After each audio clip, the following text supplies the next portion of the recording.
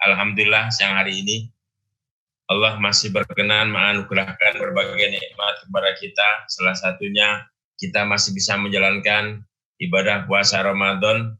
Mudah-mudahan seluruh ibadah kita di bulan Ramadan ini semuanya diterima oleh Allah Subhanahu wa taala, dicatat oleh Allah sebagai amal soleh kita, amal yang nanti akan menemani kita saat menghadap Allah Subhanahu wa taala. Amin ya rabbal alamin. Selawat dan salam mudah-mudahan senantiasa dilimpahkan kepada junjungan kita Nabi besar Muhammad sallallahu alaihi wasallam, beserta para keluarga, para sahabat, para pengikutnya, termasuk kita semuanya. Amin ya rabbal alamin. Bapak Ibu yang dimuliakan Allah, ini berbeda dengan tahun-tahun sebelumnya, di mana kita pada tahun ini berpuasa di tengah wabah COVID-19 atau Corona yang tengah melanda dunia termasuk Indonesia. Oleh karena itu, tentu sesuatu yang sangat berharga jika pertama kita menghadapnya dengan sabar, dan ini kita lalui dengan puasa. Nomor 2, kita banyak doa. Karena doa silahul mukmin, doa ini adalah senjata bagi orang yang beriman kepada Allah Subhanahu wa taala. Usaha sudah kita lakukan, secara dohir kita lakukan, ya. Tapi secara batin kita tetap harus yakin kepada Allah Subhanahu wa taala bahwa yang bisa mencabut wabah ini hanya Allah Subhanahu wa taala. Makanya Allah selalu berpesan, Bismillahirrahmanirrahim, Ud'uni astajib lakum. Berdoalah, kata Allah, pasti saya kabulkan. Ya, berdoalah, pasti saya kabulkan. Jamaah yang dimuliakan Allah Subhanahu wa taala. Ini janji Allah, ya. Berdoalah, pasti saya kabulkan. Hanya kadang-kadang memang kita sering bertanya-tanya, di antara kita banyak yang sering bertanya, kalau doa pasti dikabulkan, lalu kenapa kita sudah lama berdoa? Mungkin khusus untuk wabah corona ini sudah hampir 3 bulan kita berdoa, tapi kenapa ini wabah masih belum juga pergi? Atau mungkin ada kebutuhan pribadi kita sendiri. Kita mungkin ada yang sudah berdoa pengen punya rumah, pengen punya mobil, pengen ini, pengen itu. Tapi ternyata sampai hari ini belum ada tanda-tanda dikabulkan. Apa ini berarti Allah ingkar janji? Padahal janji Allah, doalah pasti saya kabulkan. Jamaah yang dimuliakan Allah Subhanahu wa taala, bahwa doa dikabulkan itu pasti, ya. Doa dikabulkan itu pasti, ya. Kalau sampai hari ini kelihatan belum dikabulkan, itu sebenarnya belum tentu karena tidak dikabulkan. Imam Ibnu Athaillah Sakandari dalam kitab hikamnya beliau sampaikan, layakun ta'akhur amadil atau ma'al ilhah fid doa mujiban liya'sika fahuwa dominalakal ijabah fima yakhtaruhu laka la fima takhtaru nafsika wa fil waqtil ladhi yurid la fil waqtil ladhi turid. Artinya apa? Tadi kaitannya dengan perintah Allah, berdoalah pasti dikabulkan oleh Allah, ya. Astajib, kata Allah, pasti saya kabulkan, gitu kan. Jadi ketika doa kita belum kelihatan dikabulkan, jangan berhenti berdoa. Kata Imam Athaillah Sakandari, janganlah tertundanya ijabah doa. Janganlah tertundanya pemberian Allah meskipun kita sudah sangat serius berdoa. Membuat kita lalu berputus asa. Kita sudah lama berdoa tapi belum kelihatan dikabulkan, jangan putus asa. Kenapa? Fahuwa dominalakal ijabah fima yahtaru laka. Karena Allah menjamin doa ini pasti dikabulkan, hanya saja fima yahtaru laka. Allah yang menentukan bentuknya, ya. La fima tahtaru nafsika, bukan kamu yang menentukan bentuknya. Maksudnya gini, contoh begini. Ada orang sudah berdoa lama, misalnya, ya Allah, saya pengen punya rumah di Pondok Indah, ya. Berdoa setiap hari. Bahkan mungkin anak, istri, ayo semuanya bangun. Semuanya berdoa dengan doa yang sama. Kita minta rumah Pondok Indah tiap malam. sampai berlinang air mata. Seolah-olah ayo anak istri bangun, kita goyang aras. Tapi ternyata yang didapat bukan pondok indah, tapi pondok cabai misalnya. Apa berarti Allah ingkar janji? Tidak. Ya. Karena memang ijabah doa ini bentuknya Allah yang menentukan. Kenapa minta pondok indah dapatnya pondok cabai? Bukankah berarti Allah tidak sesuai dengan apa yang diminta? Jamaah yang dimuliakan Allah. Jadi sebenarnya orang meminta rumah pondok indah atau meminta apapun, itu kan substansi yang diminta sebenarnya enak. Orang minta rumah pondok indah sebenarnya sedang minta enak. Orang minta duit banyak sebenarnya sedang minta enak. Orang minta mobil mewah sedang minta enak. Maka yang direspon Allah bukan pondok indahnya, yang dijabah Allah bukan pondok indahnya, tapi enaknya. Enaknya yang dijawab. Artinya apa? Ketika kita minta, ya Allah rumah pondok indah, sebenarnya saya sedang berdoa, ya Allah saya minta enak. Dan yang paling tahu enak saya di mana itu hanya Allah. Maka Allah kasih saya pondok cabai, karena menurut Allah yang paling enak buat kamu adalah pondok cabai. Gitu kan? Sebaliknya mungkin kalau Allah memberi saya rumah pondok indah, justru tidak enak saya. Maka sekali lagi, doa pasti dikabulkan, cuma bentuknya Allah yang menentukan. Apa? Di mana? Gitu kan? Terus, wafil waktil ladzi yurid, lafil waktil ladzi turid. Waktunya pun Allah yang menentukan. Bukan kita yang menentukan. Ini lagi-lagi kenapa? Karena apapun yang kita minta, sebenarnya kita sedang minta enak. Kita sedang minta bahagia. Makanya setiap doa selalu ditutup dengan Rabbana atina fid dunya hasanah wa fil akhirati hasanah wa qina adzabannar. Artinya apa? Ya Allah, dari seluruh yang saya minta tadi, setelah minta ilmu, minta rizki, minta macam-macam, ditutup Rabbana atina. Ya Allah, sebenarnya saya sedang minta bahagia dunia akhirat. Apapun yang saya minta, sebenarnya saya sedang minta bahagia dunia akhirat. Kalau sudah begini, maka kata Imam Atta, jangan pernah berhenti berdoa hanya karena belum dikabul. Teruslah berdoa. Kenapa?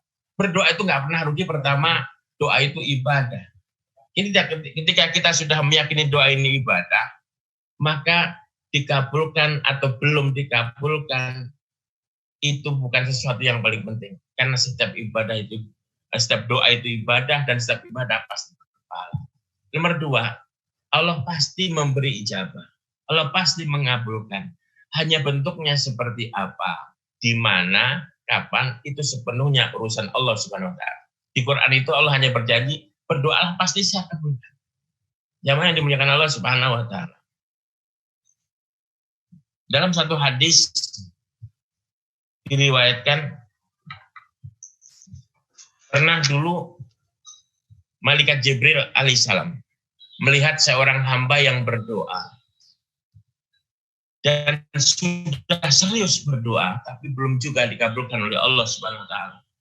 Sampai Jibril jatuh iba, kasihan. Sampai Jibril membantu orang itu, Jibril menghadap Allah Subhanahu wa taala. Kata Jibril, ya Rabb,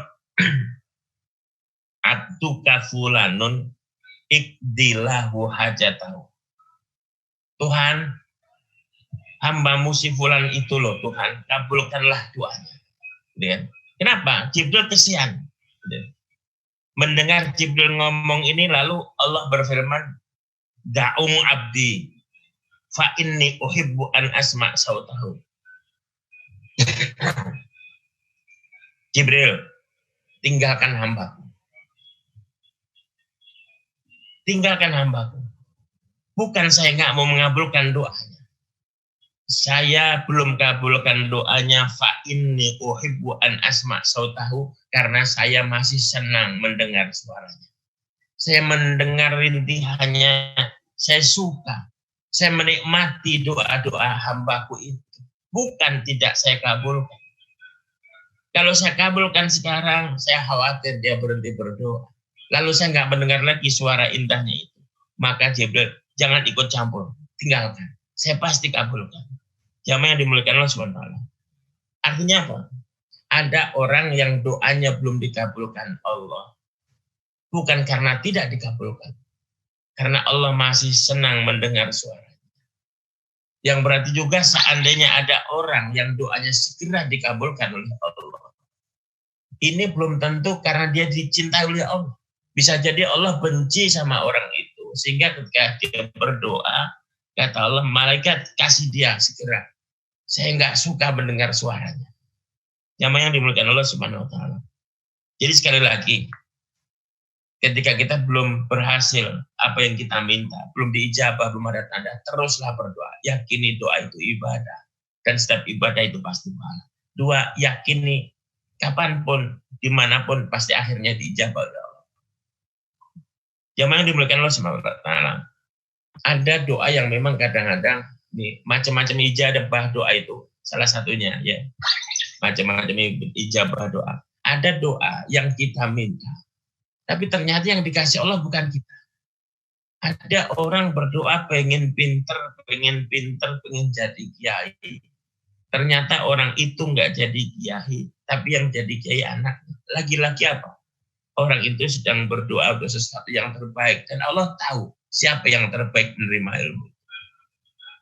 Ada juga tadi, doa itu belum dikabulkan karena memang Allah masih ingin mendengar. Allah senang mendengar suaranya.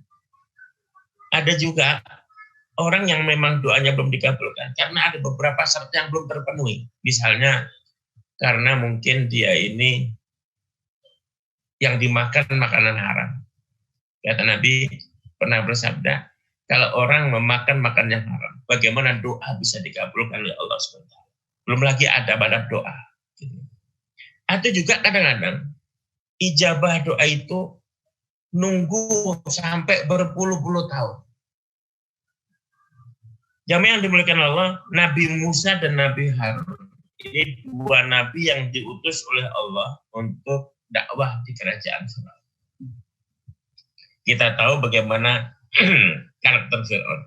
Bukan saja sombong, tapi Firaun juga mengaku sebagai Tuhan.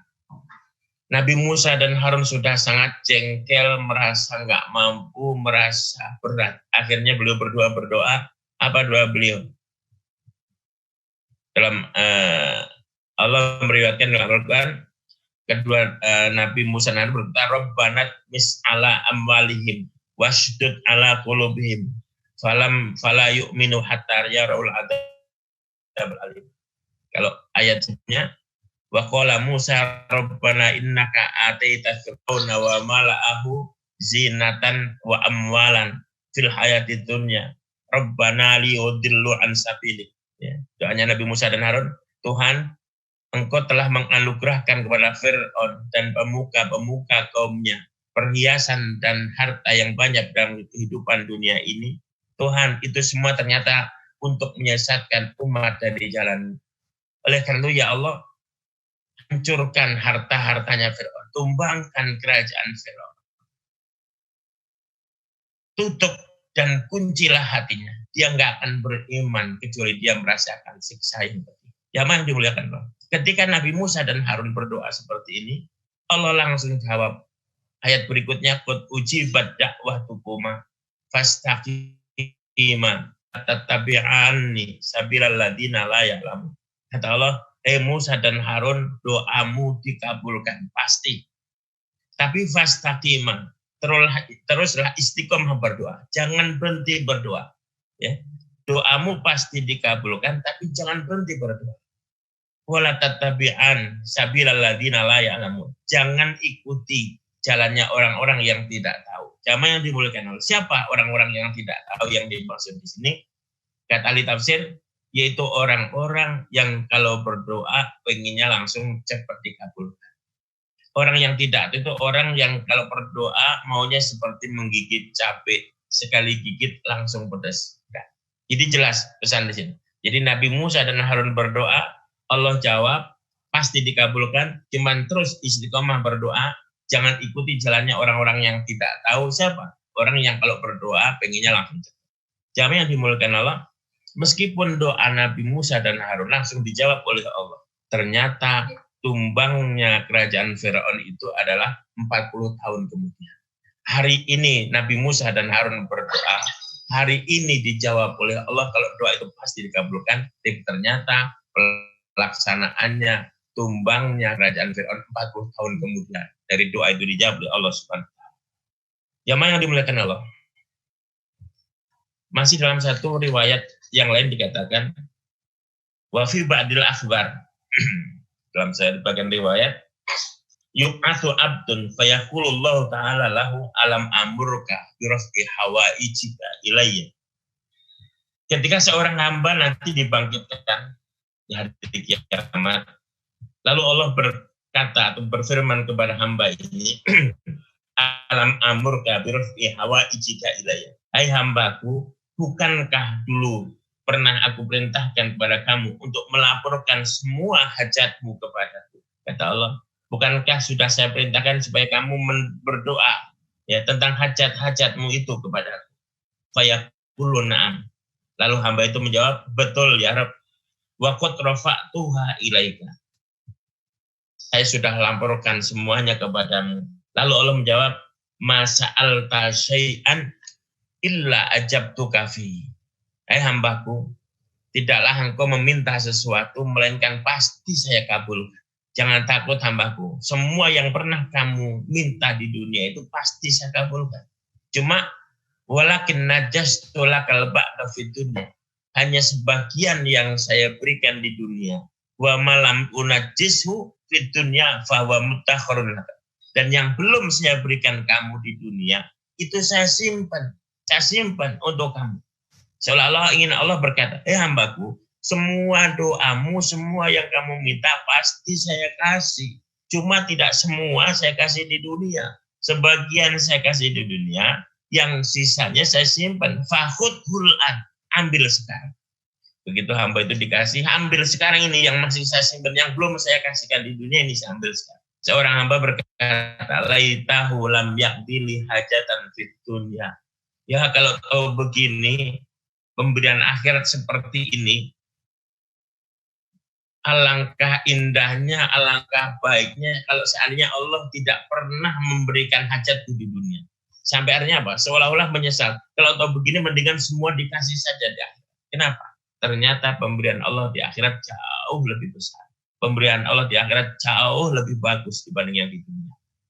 Yang dimuliakan Allah, ini lagi-lagi memberikan semangat kepada kita. Jangan pernah berhenti berdoa, karena doa sendiri itu adalah ibadah. Setiap ibadah pasti berpahala dan pasti diijabah oleh Allah Subhanahu wa taala. Oleh karena itu mudah-mudahan di bulan puasa yang penuh barokah ini kita akan terus tidak pernah berhenti berdoa, khususnya menghadapi wabah ini. Gunakan ini sebagai salah satu senjata kita menghadapi corona, di samping bersabar dan usaha yang lain. Mudah-mudahan doa kita dijabah oleh Allah Subhanahu wa taala, khususnya wabah corona ini mudah-mudahan segera diangkat oleh Allah Subhanahu wa taala. Mungkin nggak panjang, hanya itu yang bisa saya sampaikan. Mudah-mudahan ada manfaatnya.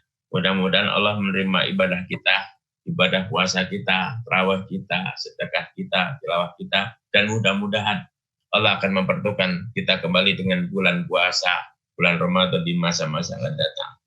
Barangkali itu kurang lebihnya mohon maaf. Wallahul muwaffiq ila aqwamit thoriq. Assalamualaikum warahmatullahi wabarakatuh.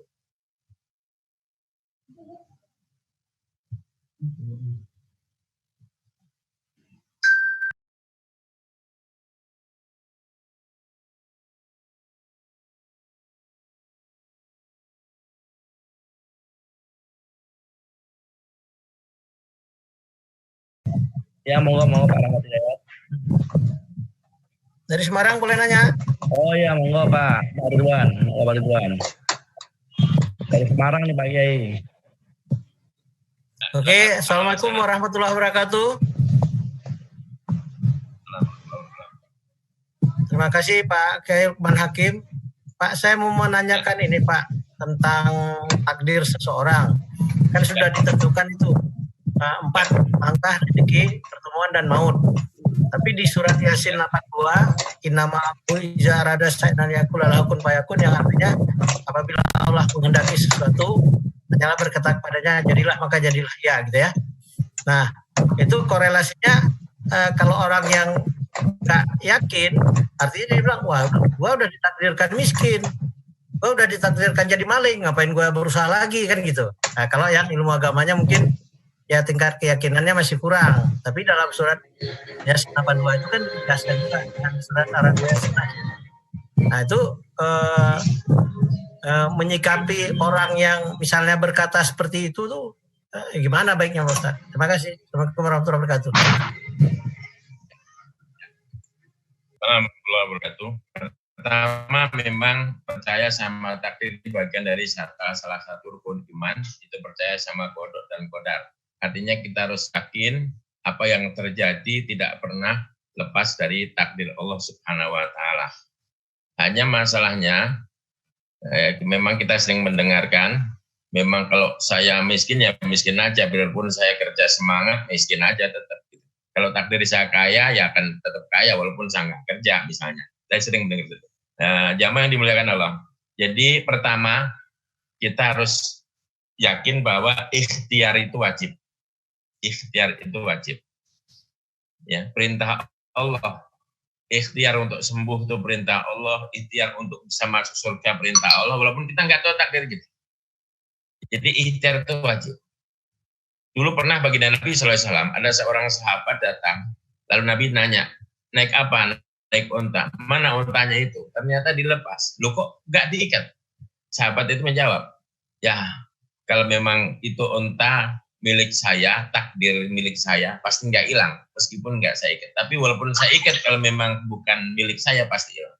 Apa kata Nabi? Ikhilha summa tawakkul. Oh nggak begitu caranya, kamu usaha dulu. Ikat dulu untuk untanya, baru kamu tawakal. Itu pertama. Nomor dua, takdir itu. Sebenarnya takdir kita ini bagus atau nggak bagus. Takdir itu kita tahu setelah terjadi, gitu loh. Jadi termasuk begini misalnya, maksud saya begini. Tadi yang saya katakan, saya kalau memang ya maling udah takdir loh. Nggak begitu. Takdir itu ketahuannya kalau sudah, karena memang takdir itu ada dua. Takdir ada mu'allaq, ada mubrom. Takdir mu'allaq itu takdir yang memang terjadinya masih digantungkan kepada sesuatu yang lain. Misal gini, kamu kaya kalau kamu kerja. Kamu pinter kalau kamu belajar. Ini namanya takdir mu'allaq. Masih berubah. Takdir mubrom, ini yang nggak berubah. Biarpun kita berusaha setengah mati, bahkan mati-matian. Kita berdoa menangis darah sekalipun. Ini nggak akan berubah. Gitu kan? Jadi bagaimana? Gitu kan? Ya, ini juga bagian dari kehendak Allah. Ini bagian dari kehendak Allah, dan kita nggak bisa protes. Allah fa'alul lima yurid. Allah akan melakukan apa yang Allah kehendaki, gitu kan. Jadi intinya kita tetap berusaha. Kita nggak boleh mengatakan saya memang takdirnya miskin, nggak bisa. Yang tahu takdir hanya Allah. Kita betul-betul tahu bahwa takdir miskin. Kalau ternyata dari lahir sampai mati setelah berusaha bekerja keras ternyata masih miskin, itu berarti memang takdirnya miskin.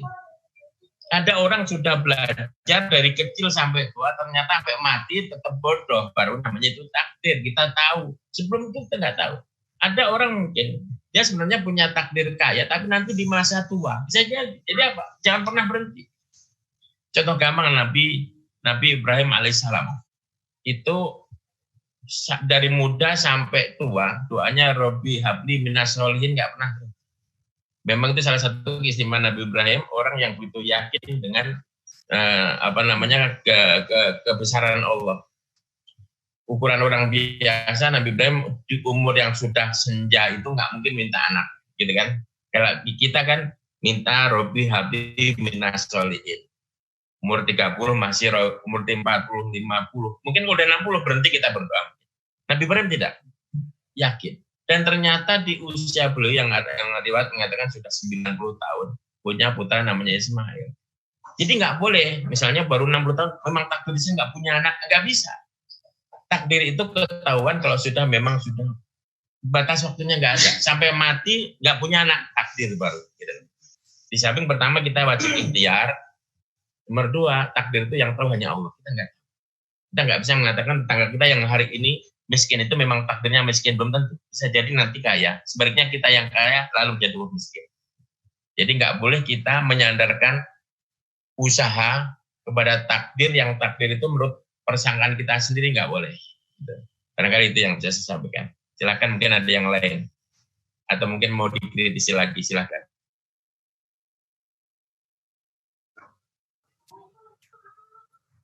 Nah, Pak Ustadz, boleh nambah dikit Pak Ustadz. Teman-teman izin nyambung pertanyaan tadi boleh ya? Silakan. Artinya kan kalau orang awam berpikirnya gini, wah ini kalau gua sudah berusaha maksimal gitu ya, sudah sholat, sudah tahajud, sudah duha gitu ya, tapi kok gak jadi orang hebat nih gitu ya, artinya akan jadi kecewaan, berarti Tuhan gak adil dong sama saya kan gitu. Nah, berarti Pak Ustadz bilang tadi itu Allah itu menyimpan, mungkin tidak dikasih saat ini kan gitu kan. Tapi kalau orang yang mungkin keimanannya kurang, dia akan patah semangat, putus asa. Makasih Pak Ustadz. Ya. Makanya itu perlunya kita belajar, berguru kepada guru yang benar, biar kita nggak salah langkah. Yang jelas kalau orang hanya gara-gara saya sudah lama tahajud, saya sudah berusaha, ya, banting tulang, peras keringat, ya, berdoa apa gitu kan. Akhirnya karena dia nggak punya belajar atau nggak punya guru yang benar, dia memutuskan memang takdir saya miskin, ya sudahlah, saya terima, saya miskin, ya, saya nggak akan kerja lagi, toh saya kerja pun tetap miskin. Nah ini yang salah, kenapa? Dia pertama mungkin salah menganggap usaha ini hanya akan bermanfaat kalau berhasil, padahal tidak. Usaha ini pahala. Makanya dalam mencari ilmu pun tolabul ilmi faridotun, mencari. Jadi yang wajib itu mencari, bukan pinternya, gitu. Yang itu harus kita pahami. Orang mencari ilmu itu wajib, pinter nggak pinter urusan Allah. Mencarinya, ya. Tolabul halal itu jihad, mencari barang halal, harta halal itu bagian dari jihad. Jadi kalau saya sudah mencari harta yang halal, dapat nggak dapat, saya sudah jihad, dan ini ibadah. Ketika cara menyikapinya sudah seperti ini, bahwa ikhtiar itu bagian dari ibadah, maka berhasil itu menjadi bukan segala-galanya, bukan nomor satu, gitu ya. Kita belajar tiap hari, pinter nggak pinter urusan Allah, karena yang wajib memang pinter, bukan pinternya, tapi tolabnya, mencari, ya, bukan fahmul ilminya, tapi tolabul ilmi, gitu kan. Jadi terus yakini bahwa usaha ini, saya berdoa itu ibadah, saya keluar rumah tiap hari untuk mencari rezeki itu ibadah, dapat nggak dapat itu urusan Allah. Gitu. Kalau kita sudah bisa bersikap seperti ini, insya Allah kita nggak akan pernah berhenti berdoa, nggak akan pernah berhenti berusaha. Karena memang wajib. Jadi berbahagialah kalau hari ini kita sudah berusaha. Beruntunglah kalau hari ini kita sudah berdoa. Kenapa? Kita sudah menjalankan perintah. Justru Allah tidak suka kalau ada orang yang mentang-mentang sudah pintar, mentang-mentang sudah kaya, lalu nggak pernah berdoa. Itu Allah paling benci. Allah suka kepada hamba yang rajin berdoa. Allah yang cinta kepada hamba yang sangat-sangat terus merendah, merengek, ya, berdoa kepada Allah. Itu Allah sangat suka. Jadi justru kesombongan orang yang nggak pernah berdoa itu sombong. Makanya sekali lagi, biar kita tetap berdoa terus usaha, yakini bahwa usaha ini bagian dari ibadah. Doa itu ibadah. Soal takdir itu urusan Allah. Kita aja udah selesai insya Allah. Yang lain mungkin menambah, silakan.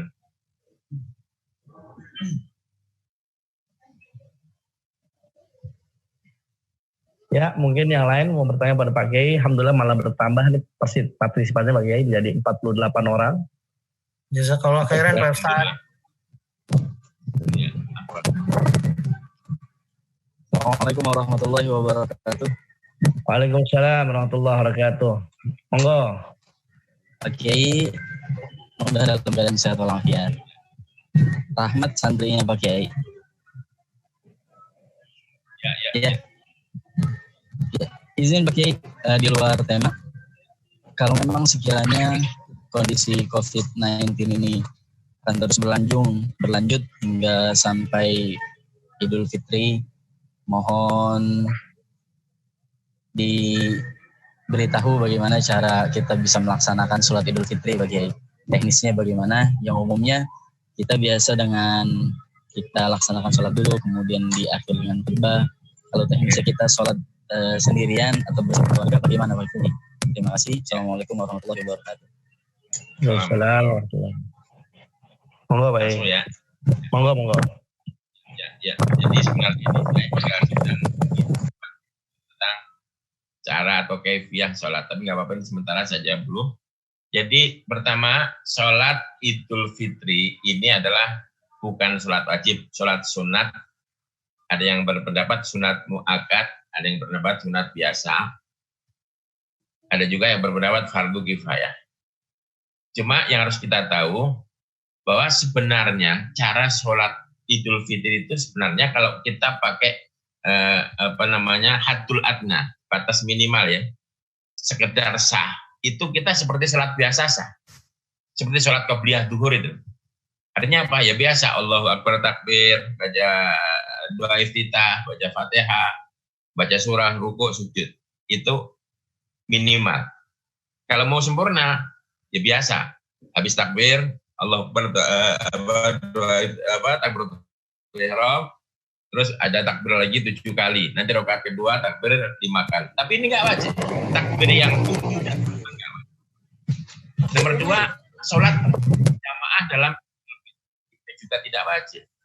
Sehingga siapapun boleh sholat sendiri. Tapi seandainya di rumah itu ada suami, ada anak yang bisa jadi imam, tentu lebih bagus berjamaah. Tapi sekali lagi, tidak wajib. Berjamaah nggak wajib. Jadi nggak usah bingung bagaimana caranya. Kita bisa sholat seperti sholat sunat biasa. Kalau mau sempurna, tambah 7 kali takbir di rakaat pertama dan 5 kali takbir di rakaat kedua. Khutbah itu juga nggak wajib. Jadi dalam sholat Id itu beda dengan sholat Jumat. Sholat Jumat nggak pakai khutbah tidak sah. Tapi kalau sholat Id tanpa khutbah sah, gitu kan? Lagi kalau cuma kita sholat sendiri memang atau berdua ya siapa yang jadi di khutbah kan nggak ada. Tapi kalau keluarga agak banyak, misalnya ada 4-5 orang di rumah, ada yang khutbah lebih bagus. Dan khutbahnya pun tidak sama seperti khutbah Jumat. Misalnya gini, dalam khutbah Id itu nggak harus punya wudhu, nggak harus.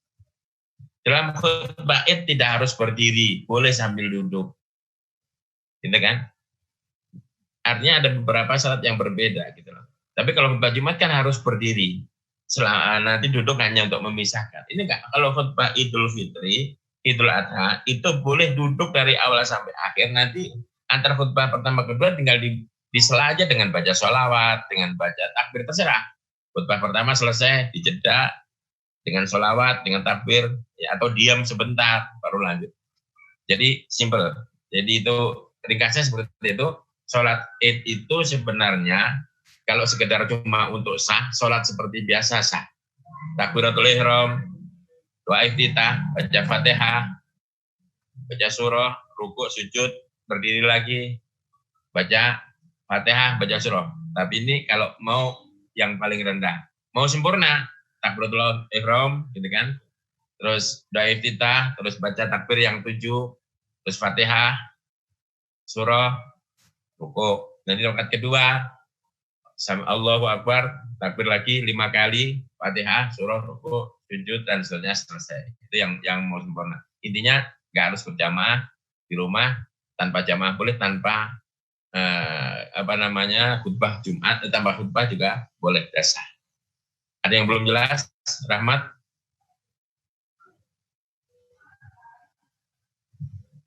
Ya, terima kasih Pak Kiai atas penjelasannya. Mungkin karena masih ada waktu, dipersilahkan barangkali para penanya bisa langsung bertanya kepada Pak Kiai. Monggo.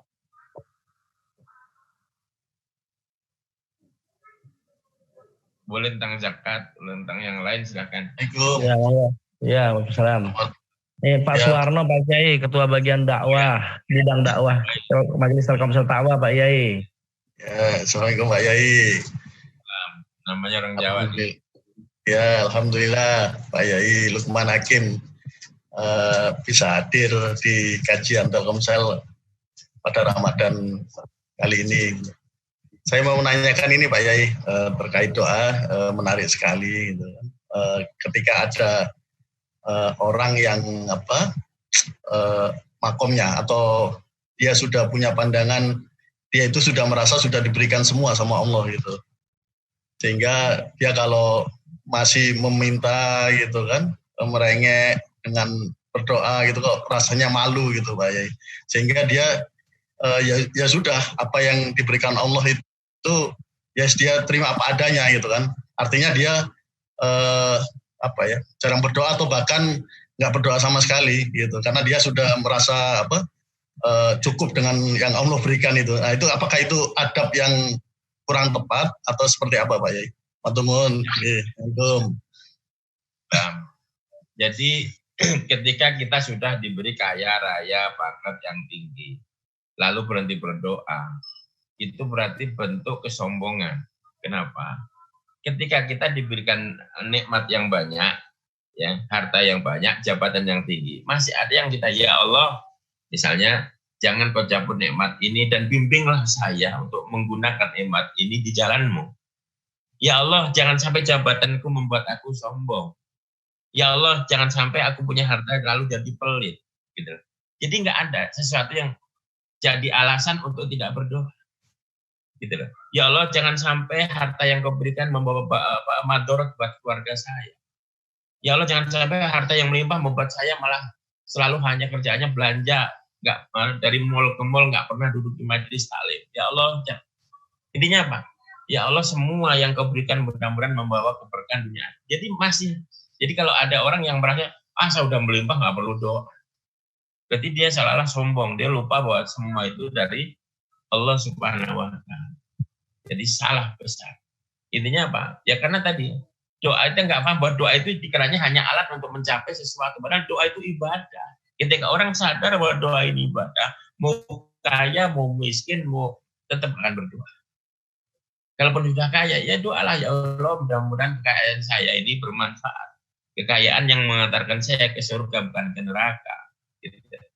Intinya kalau ada orang seperti tadi, dia mungkin ya tadi kurang duduk di pengajian. Jadi dia menganggap doa itu hanya alat untuk mencapai sesuatu. Padahal enggak, doa itu sendiri sudah ibadah. Sehingga ketika orang sudah berdoa, itu sudah sangat beruntung. Apalagi kalau nanti benar-benar dijabah Allah, berarti dua keberuntungan itu. Ketika enggak dijabah pun doa itu ibadah. Dan pasti berpahala. Dan doa itu sendiri sebagai bentuk pengakuan bahwa sini hamba, saya punya Tuhan. Mengakui Allah sebagai Tuhannya. Gitu loh. Ya. Itu barangkali. Ya. Yang lain silakan. Ya, terima kasih Pak Kiai. Monggo yang lain, silakan. Assalamualaikum Kiai. Waalaikumsalam. Nanya nih Kiai. Mungkin ini mengenai fikih Kiai. Ya, silakan. Ya, begini, kita sudah sholat taraweh dan sampai dengan witir, Kiai. Nah, tengah malam itu kita bangun dan sholat tahajud.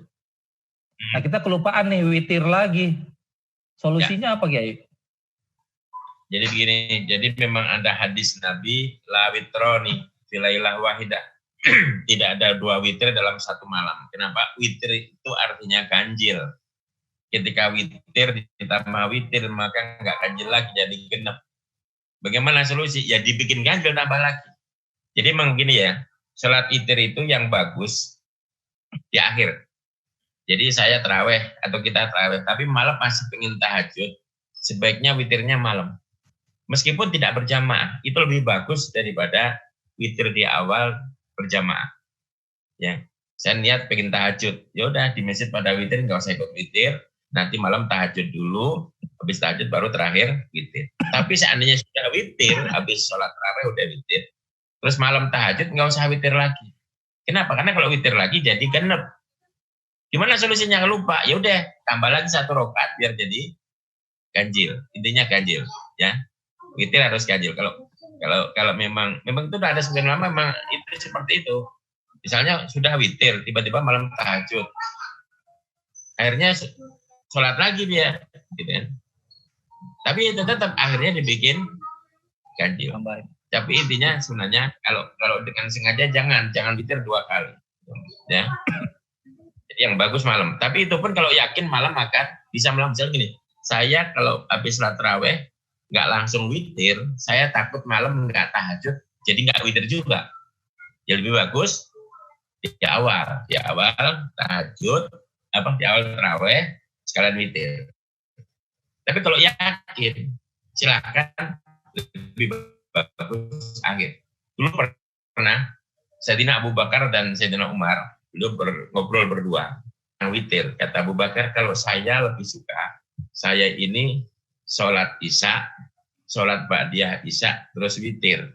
Nanti malam tahajud nggak witir lagi. Ini Abu Bakar. Kalau Umar nggak, kalau saya enggak. Saya lebih suka, lebih memilih sholat isya, ba'diyah isya, terus nanti tidur, tahajud baru witir. Akhirnya siapa? Takut salah. Berdua ngadep Rasulullah SAW. Nanya, ya Rasul, gimana siapa yang benar ini? Semuanya punya alasan. Ya. Kata Nabi, dua-duanya benar. Abu Bakar memilih seperti itu, menyesuaikan fisiknya. Abu Bakar fisiknya lemah, takut malam nggak bangun tahajud, yang berarti witirnya pun ikut hilang. Maka Abu Bakar lebih senang sebelum tidur witir dulu. Kalau nanti bangun tahajud, kalau enggak pun sudah witir. Umar enggak. Umar memang ya panglima perang, jenderal, badannya gagah, kuat, sehat. Maka Umar karena punya badan seperti itu lebih senang malam. Karena beliau selalu bisa bangun malam. Maka Umar selalu witir di malam setelah tahajud. Nah, tinggal kita ini kira-kira fisik kita ini Abu Bakar apa Umar? Asal jangan enggak dua-duanya. Abu Bakar enggak, Umar enggak, alias enggak pernah witir. Gitu. Ya. Kita ini siapa? Abu Bakar apa Umar? Gitu.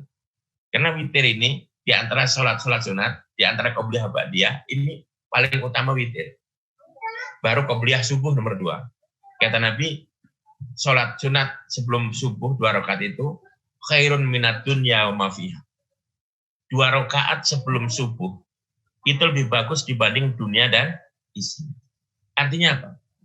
Kalau dunia dan isinya ini harganya sangat mahal, maka 2 rakaat witir sebelum subuh ini, 2 rakaat subuh, ini lebih mahal dibanding harga dunia dan isinya. Dengan kata lain, kalau ada orang merasa menyesal karena mobilnya hilang yang harga 100 juta itu, dia menyesal karena mobilnya hilang 100 juta. Harusnya dia lebih menyesal ketika nggak bisa sholat 2 rakaat sebelum subuh. Kenapa? Harganya jauh lebih mahal. Hanya karena memang nggak bisa kita lah, jadi orang nggak pernah menyesal itu. Jadi intinya kata dia, jadi sholat witir nggak boleh 2 kali. Kalau sudah witir terus lupa witir lagi, ya solusinya tambah lagi 1 rakaat biar tetap jadi witir. Kalau bisa jangan ditinggalkan. Sebagian ulama mengatakan wajib karena hadisnya al-witru haqqun alal muslim. Jadi hadisnya witir itu hak atas, berarti kewajiban. Walaupun sebagian yang lain mengatakan itu cuma sunnah. Tapi sunnah jangan ditinggalkan kalau bisa. Yang lain, monggo.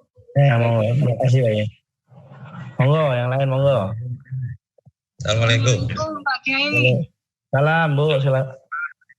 Iya, saya Rika dari Surabaya, Pak Kiai. Masya Allah. Jauh ya, Pak. Ya. Ini mau nanya, Pak Kiai. Apakah dalam berdoa itu ada urutan-urutan atau tata caranya dalam berdoa? Misalkan pertama harus mohon ampun dulu, kemudian bersyukur, intinya meminta akhirat dulu, baru dunia. Kemudian apakah ada gerakan-gerakan sunnah dalam berdoa supaya kita lebih bisa mendekatkan diri gitu, Pak Kiai. Terima kasih. Ya, Ibu Erika dari Surabaya. Memang ya, ada doa. Adab doa itu misalnya 1 punya wudhu, adab doa ini ya. 2, kalau bisa dibacanya setelah sholat. Jadi kalau kita punya hajat, mau minta sama Allah, wudhu, sholat 2 rakaat, doa. Posisi nutup aurat, ngadep kiblat, doa. Ini dari diri pra ya sebelum kita memulai. Terus usahakan makanan yang halal, gitu kan? Yeah. Terus ketika sudah masuk doa urutannya yang saya baca, pertama dimulai dengan alhamdulillah. Dilanjut dengan sholawat kepada Nabi. Terus minta apa yang ingin kita minta. Dan jangan lupa salah satu yang harus kita baca dalam doa, itu doa untuk orang tua. Apapun hajat kita. Saya lagi berdoa pengen sehat, doa pengen naik pangkat, doa pengen punya mobil. Jangan lupa selipkan dalam doa ini, Rabbil firli wali walidayya. Karena ridho Allah firidho. Ya, yang menghantarkan doa kita kepada Allah ridhonya orang tua. Saya ulangi, pertama alhamdulillah, nomor 2 sholawat, baru di dalamnya kita minta apa yang kita minta, termasuk doa buat orang tua. Terakhir nanti sama, tutup lagi sholawat dan hamdalah. Biasanya kalau kita doa terakhir kan wassalamualaikum Muhammadin walhamdulillahirabbil. Jadi diawali dengan alhamdulillah, sholawat. Ya, redaksinya terserah, sholawat apa aja terserah. Alhamdulillahirabbil alamin, assalatu wassalamu Allahumma sholli wa sallim, terserah. Di tengahnya berdoa, ada doa untuk orang tua. Terus terakhir ada sholawat lagi, wassallallahu terus walhamdulillahirabbil alamin, tutup. Nah, itu ada doa. Gerakannya Pak Kiai, mungkin ada sunahnya gerakan, misalkan saya pernah mendengar tidak boleh melihat ke atas, tangannya dibuka, tapi tidak boleh menengadah ke atas kepalanya. Gimana Pak Kiai? Oh ya, enggak, justru kalau kiblat doa itu ke langit. Jadi kalau kita sedang berdoa, kita disunahkan menghadap ke atas. Ini tidak berarti Allah di atas, tidak. Kenapa? Itu hanya kiblat. Ya. Kenapa atas? Ya karena atas itu simbol dari kemuliaan. Sesuatu yang mulia itu selalu ada di atas. Makanya kita menempatkan orang tua duduk, kalau ada kursi ya yang tua di atas. Kepala yang mulia ditaruh di atas. Maka Allah pun yang paling pas, walaupun Allah nggak ada di mana-mana. Yang paling pas ya Allah itu atas. Yang paling ada atas itu arah yang paling bagus. Walaupun Allah nggak ada. Sebagaimana kita sholat ngadep ke Ka'bah. Bukan berarti Allah ada di Ka'bah, tidak. Karena Ka'bah itu kiblat untuk orang tua. Tapi kalau doa memang sunat, tangan diangkat, lalu pandangan kita ke atas. Ini hanya simbol bahwa Allah itu maha mulia, Allah maha di atas. Walaupun Allah sendiri bukan berarti di atas, gitu ya. Karena Allah sudah ada sebelum ada atas dan bawah. Jelas Ibu? Jelas Pak Kiai, terima kasih banyak. Ya. Yang lain? Ya, monggo mungkin satu pertanyaan lagi. Monggo.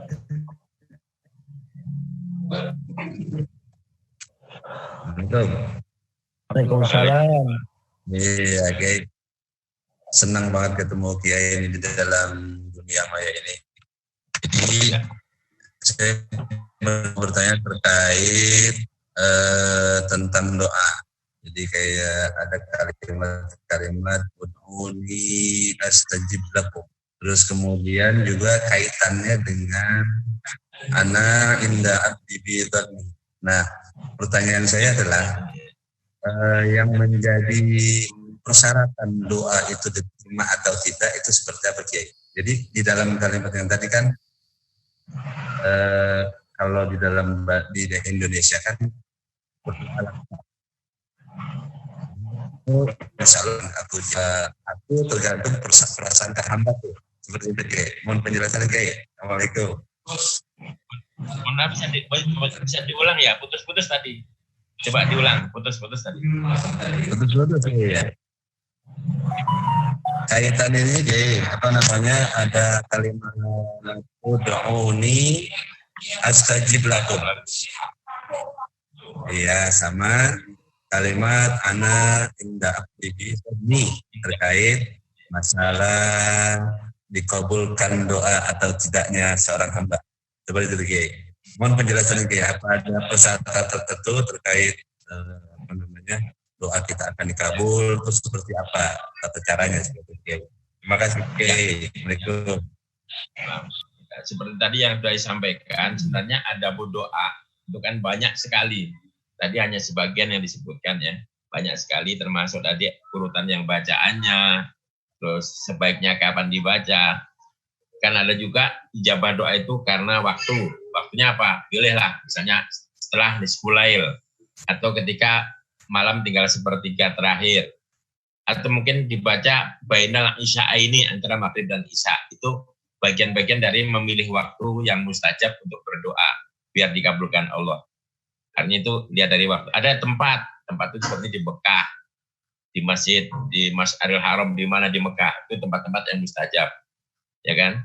Ditambah lagi ada berkaitan dengan keyakinan, yaitu tadi ana inda doni abdi bi, itu hadis qudsi. Artinya apa? Saya akan melakukan sesuai dengan persangkaan atau keyakinan hambaku kepadaku. Berarti artinya apa? Ketika berdoa kita juga harus yakin bahwa doa itu dikabulkan. Gitu loh. Sebab kalau kita berdoa tapi nggak pernah yakin, ya ini yang membuat doa kita juga nggak dikabulkan. Kata Allah, ngapain kamu minta sama saya kalau kamu nggak yakin saya bisa memberi? Jadi harus yakin. Makanya doa yang salah satu yang mustajab itu kalau di Quran itu ada amma yujibul muttar. Tidak ada ayat bahwa Allah itu akan mengijabah doa orang yang sudah sangat kepepet, mutor dalam darurat. Mutor itu cirinya apa? Mutor itu orang yang ketika berdoa dia sudah merasa nggak ada apa-apa, nggak bisa berbuat apa-apa, hanya Allah. Gitu kan? Dia nggak ingat lagi bahwa ini yang bisa melakukan adik saya, atasan saya, kakak. Enggak. Ini hanya Allah. Dan mutor. Ini nggak ada lagi yang bisa melakukan kecuali Allah. Yakin betul. Ya. Jadi intinya Pak, ya memang bagian dari dikabulkannya doa ketika kita harus yakin bahwa doa kita dikabulkan Allah. Gitu kan. Yakin. Ya. Tapi yakin sendiri nggak cukup, harus disertai dengan adab, termasuk makanannya tadi harus yang halal. Saya yakin dikabulkan, yakin ya, tapi makanannya haram. Uang-uang korupsi, uang-uang nilap uang orang, ya nggak amanah, itu ya percuma yakin kalau gitu. Artinya harus semuanya terpenuhi, termasuk tadi kaitannya anak indadoni abdibi tadi harus yakin gitu. Silakan yang lain. Ya, alhamdulillah pada siang hari ini kita telah mendengarkan paparan dan mutiara-mutiara hikmah daripada guru kita Bapak Kiai Haji Lukman Hakim yang tadi sangat menarik sekali dan kayaknya waktunya kurang Pak Kiai, tapi sudah tiba saatnya juga Pak Kiai pada siang hari ini. Harapan kita mudah-mudahan Pak Kiai nggak bosan untuk bisa mengisi dan mudah-mudahan bisa bertatap muka lagi dengan Pak Kiai. Maka untuk mengakhiri kajian siang hari ini kami minta Pak Kiai untuk bisa menutup dengan doa, mudah-mudahan menambahkan keberkahan kepada karyawan Telkomsel pada khususnya Pak Kiai. Pak Kiai dipersilahkan. Sebelum kita berdoa, sama-sama kita membaca suratul Fatihah. Nabi bersabda, Al-Fatihatu lima quri'at lahu. Fatihah itu bisa untuk mengganti doa apa saja. Kita mau lancar, baca Fatihah. Kita mau anak sehat, baca Fatihah. Kita mau usaha kita berhasil, Fatihah. Kata Nabi, Fatihah itu bisa dibaca untuk alasan doa apa saja. Al-Fatihah lima quri'at lahu. Makanya kita baca Al-Fatihah, pertama kita hadiahkan untuk junjungan kita Nabi Muhammad SAW, keluarga, para sahabat, para guru-guru kita, orang tua kita, keluarga kita yang sudah dipanggil Allah. Mudah-mudahan diampuni segala dosanya, diterima segala amal baiknya, ditempatkan di tempat yang terbaik di sisi Allah Subhanahu wa Ta'ala. Juga dengan Fatihah ini mudah-mudahan kalau ada keluarga kita yang sedang sakit, mudah-mudahan diangkat penyakitnya oleh Allah Subhanahu wa Ta'ala. Kalaupun harus dipanggil, mudah-mudahan husnul khatimah. Juga dengan Fatihah ini mudah-mudahan kita, keluarga kita yang ada, diberikan panjang umur dalam taat, diberikan kesehatan lahir batin, rezeki yang barokah, melimpah untuk ibadah kepada Allah SWT.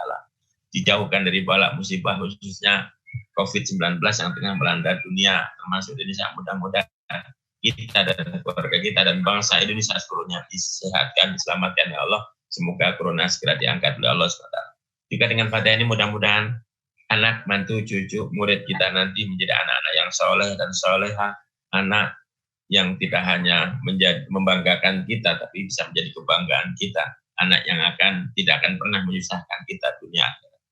Juga dengan Fatihah ini mudah-mudahan kita berdoa Indonesia menjadi baldatun thayyibatun wa rabbun ghafur. Dan yang terakhir mudah-mudahan kita semuanya, khususnya ya karyawan Telkomsel semuanya selalu dalam lindungan Allah SWT. Dimudahkan usahanya, disehatkan badannya. Pada akhirnya saat dipanggil Allah, mudah-mudahan semuanya dalam husnul khatimah. Al-Fatihah. A'udzubillahi minasyaitonir rajim. Bismillahirrahmanirrahim. Alhamdulillah.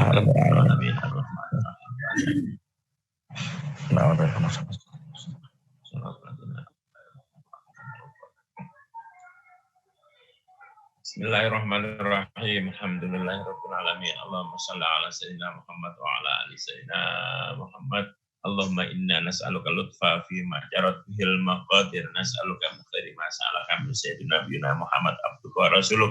Allahumma inna na'udzubika min syarri ma sa'alaka min sayyidina nabiyina Muhammad abduka wa rasuluh. Allahumma inna nas'aluka mujibati rahmatika wa azaima maghfiratik wassalamata min kulli ismi wal nimata min kulli birrul fawza bil jannah wan najata minan nar wal afa indal hisab. Rabbana bizi qulubana ba'da idh hadaytana wa hab lana min ladunka rahmah innaka antal wahhab. Rabbana ighfir lana wa li walidayna liman syakhina liman limina dawal hukmul wajibati alina wa liman ahsana ilaina jamil muslimina wal muslimat wal mu'minat ya min ummal amad. Allahumma taqabbal minna salatana wa siyamana wa qiyamana wa qu'udana wa ruku'ana wa sujudana wa tasbihana wa tahlilana wa qira'atana wa ta'abbuna wa khusyana wa taqfisirana ya Allah ya Rabbal Alamin. Rabbana taqabbal minna innaka antas sami'ul alim, tub alaina innaka antat tawwabur rahim. Rabbana atina fid dunya hasanah wa fil akhirati hasanah wa qina adzabannar. Subhana rabbika rabbil izzati amma yasifun. Wassalamun ala mursalin walhamdulillahirabbil alamin. Kurang lebihnya mohon maaf. Mudah-mudahan puasa kita diterima Allah. Assalamualaikum warahmatullahi wabarakatuh. Waalaikumsalam warahmatullahi wabarakatuh. Jazakallah khair jazaa pada Pak Kiai Lukman Hakim. Dan sebagai informasi, kajian pada hari Senin tanggal 18 2020 pada jam yang sama insya Allah akan diisi oleh Al-Mukarram Dr. Kiai Haji Andi Hadianto dengan tema Amaliyah Puasa dan Lebaran Muslimin di Tanah Air. Sebelum kita tutup, mari sama-sama kita membaca shalawat di Khamsatun. Mudah-mudahan Allah menyingkirkan bala yang ada di negeri kita ini. Ya Khamsatun utfi biha harral waba'il hatimah al-Mustafa wal Murtada wa ibnahuma wa Fatimah. Hamsatun utfi biha harral waba'il hatimah al-Mustafa wal Murtada wabnahuma wa Fatimah. Hamsatun utfi biha harral waba'il hatimah al-Mustafa wal Murtada Abnahuma wa Fatimah. Allahumma salli wa sallim wa barik alaih. Ihdinas siratal mustaqim wallahul muwafiq ila aqwamit thariq. Assalamualaikum warahmatullahi wabarakatuh. Terima kasih banyak Pak Yai. Terima kasih. Terima kasih Pak Yai.